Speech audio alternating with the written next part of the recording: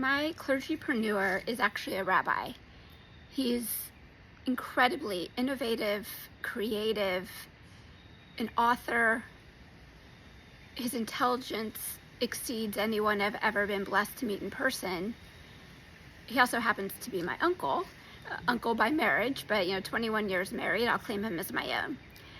Rabbi Daniel Sperber is really a mensch among menches and a rabbi amongst rabbis. He is the first Orthodox rabbi to ordain women, and he wrote a book about it, which I highly recommend. This is one of, I believe, last time I asked him, and he really doesn't count, I think he's published over 50 books. Another book that I completely recommend, The Importance of a Community Rabbi. It's obviously relevant for us. I love many, many things about Rabbi Daniel Sperber. I love that while he's traditional, he also embraces change. So obviously, ordaining women. One of his 10 children is a lesbian, and so he is now a leader of the Orthodox pro-gay movement in Israel. He's always where he is fully, can be meeting with the Pope, to represent Israel in interreligious affairs. It can be writing the history of Hinduism and Judaism that was commissioned by the Indian government for him to write, or it can be around his Shabbat table at his home in the Old City. And as we get closer and closer to becoming rabbis, I've been really looking at rabbis who I admire, my own rabbi, rabbis from the past, and Rabbi Sperber. And it comes down for Rabbi Sperber about this deep sense of reverence for God, for faith, and not only a love for Judaism, but a love for the Jewish people. The second part of my question, the second part of your question, I love this question. I spend a lot of time thinking about how I spend my time, the flow of my time, the energy of my time. As you can tell, I like a good prop.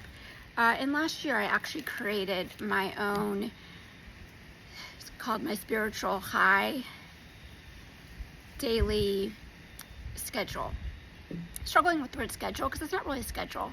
It's how I flow through the day and flow through my energy through a Kabbalistic lens. So it'll be a piece of my innovation project, so I won't share it all here. So I'll just talk about my daily flow. And it's both Kabbalistic and Ayurvedic.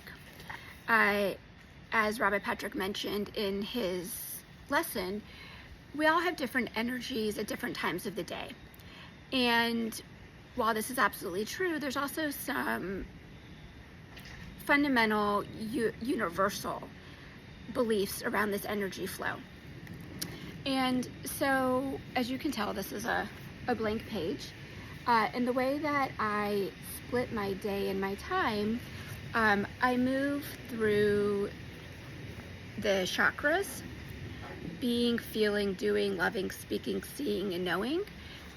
And layered on top of that are the three different, basically, energies in Ayurveda, which is Vata, Kapha, and Pitta. And we wake up in a really inspired, excited state, and I really try to wake up before sunrise because there's real power in sunrise, and learn and pray and do yoga. And then you move into a phase where you have to be out moving your body because it can be a little bit of a sluggish phase, a kapha phase. So if you wake up after sunrise, sometimes that's why you're a little tired. And so this is where I exercise, where I'm moving around.